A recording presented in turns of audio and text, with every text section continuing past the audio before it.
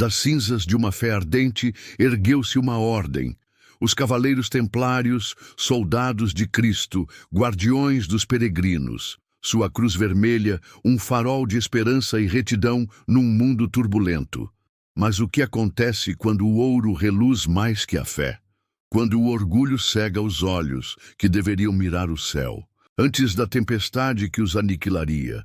Vozes se ergueram, sussurros que se tornaram clamores, sinais de alerta gravados nas crônicas do tempo, testemunhando uma grandeza que começava a definhar sob o peso da própria opulência e soberba. Estes são os ecos das primeiras acusações, as fendas na armadura outrora imaculada dos templários. No alvorecer de sua sagrada missão, os pobres cavaleiros de Cristo e do Templo de Salomão juraram proteger os caminhos da Terra Santa com a simplicidade dos apóstolos. Contudo, com o passar das décadas, a ordem, abençoada por papas e reis, floresceu de maneira espantosa. Doações pias, heranças vastas, isenções fiscais e um tino singular para a administração transformaram os humildes protetores em uma potência que rivalizava com nações. Vastos tratos de terra por toda a Europa e Oriente Médio caíram sob seu estandarte. Comendas fortificadas, frotas navais e um sistema bancário pioneiro que permitia a nobres e mercadores transferir fortunas com segurança fizeram do templo um império financeiro. A cruz vermelha, antissímbolo de sacrifício, começou a ser vista por alguns como o selo de uma corporação insaciável, cujos cofres transbordavam enquanto o ideal original de pobreza parecia uma lembrança desvanecida. Onde antes se via o brilho da espada a serviço de Deus, agora muitos enxergavam o cintilar das moedas de ouro, acumuladas com uma avidez que parecia mundana, terrena demais para guerreiros que haviam renunciado ao mundo, e com a riqueza desmedida, caminhava a acusação de avareza, como uma sombra persistente. Cronistas da época, como o arguto Mateus Paris, monge beneditino inglês, não pouparam tinta ao descrever a cobiça que parecia ter se infiltrado nas fileiras da ordem. Ele e outros clérigos apontavam para a insaciável fome dos templários por mais terras, mais privilégios.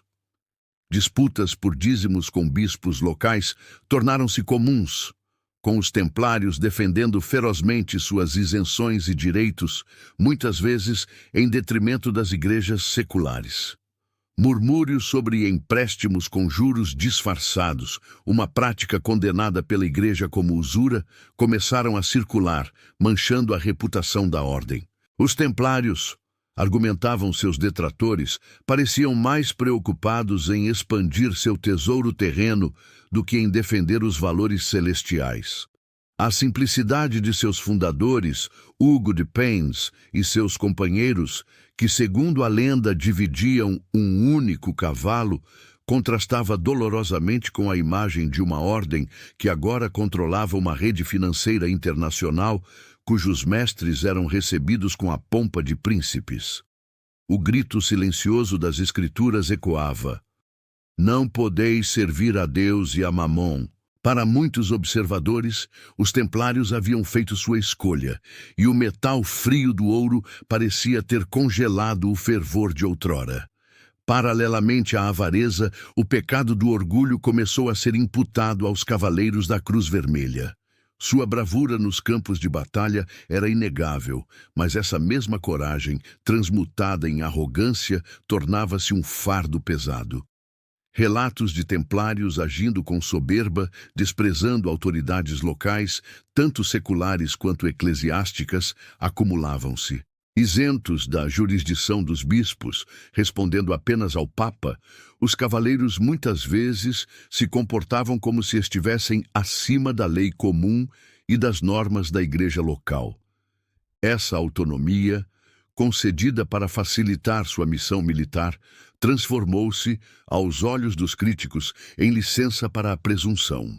Sátiras populares, canções de trovadores e contos começavam a pintar o templário não mais como o humilde servo de Cristo, mas como uma figura altiva, adornada em ricas vestes sobre sua cota de malha, mais interessada em banquetes e na administração de suas vastas propriedades do que na oração ou na penitência.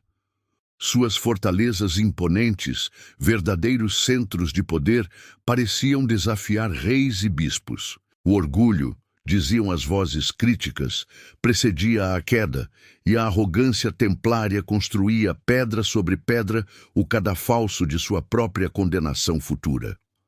A humildade que deveria ser a couraça do guerreiro cristão fora substituída por uma armadura de presunção, e o mundo começava a notar as fissuras. As vozes que se erguiam contra os templários não eram apenas ecos distantes de inveja, vinham de dentro da própria igreja e de observadores atentos da sociedade medieval. Mateus Paris, em suas crônicas detalhadas, expressava preocupação com o poder excessivo e a riqueza da ordem, questionando se seus membros ainda lembravam seus votos originais. Outros clérigos, ressentidos com os privilégios templários, como suas próprias igrejas, cemitérios e a isenção de dízimos que enfraquecia as paróquias locais, viam na ordem um corpo estranho e excessivamente independente dentro da cristandade. Não eram apenas os inimigos do Santo Sepulcro que os temiam. Eram também prelados e príncipes cristãos que viam com crescente desconforto uma organização militar e financeira transnacional secreta em seus ritos internos e cada vez mais rica e poderosa. As sátiras, embora muitas vezes anônimas, refletiam um sentimento popular de desconfiança. Onde estava a caridade? Onde estava a pobreza evangélica? As perguntas pairavam no ar, cada vez mais densas, como nuvens de tempestade.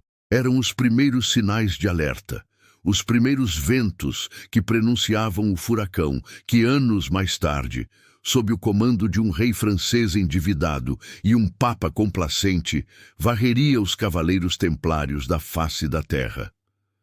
Assim, a Ordem do Templo, outrora farol de virtude e baluarte da fé, viu sua imagem corroída pelas persistentes acusações de avareza e orgulho. Os sinais estavam por toda parte, para quem quisesse ver. As críticas antes sussurradas em corredores eclesiásticos ou cantadas em feiras por menestréis ousados ganhavam corpo e ressonância. A missão original, a defesa dos peregrinos e a luta pela Terra Santa parecia ofuscada pela busca incessante por poder terreno e acumulação de riquezas.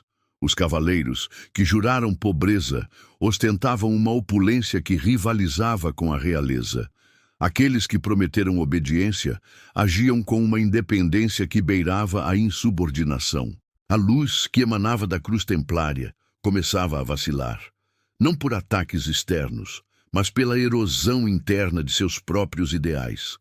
O desvio de sua rota sagrada era um prenúncio sombrio, uma ferida aberta que atrairia os predadores. A história, em sua implacável sabedoria, nos ensina que nenhuma fortaleza, por mais alta que seja, resiste quando seus alicerces morais são abalados. Os templários, cegos pela própria grandeza, não ouviram os sinos que dobravam por sua alma. As advertências do passado ressoam até os nossos dias, como um testamento solene às fragilidades humanas diante do poder e da riqueza.